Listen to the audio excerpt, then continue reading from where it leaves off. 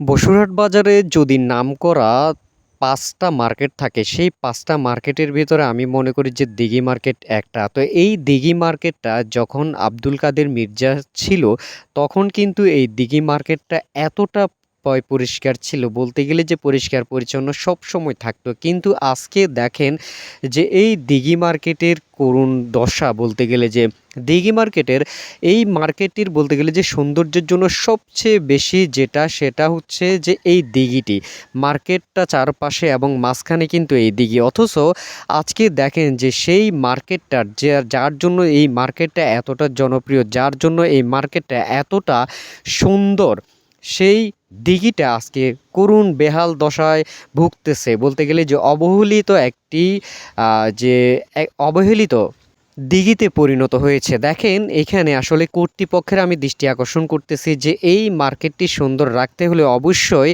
এই দিঘিটি সবসময় পরিষ্কার করতে হবে। জনস্বার্থে ভিডিওটি শেয়ার করুন।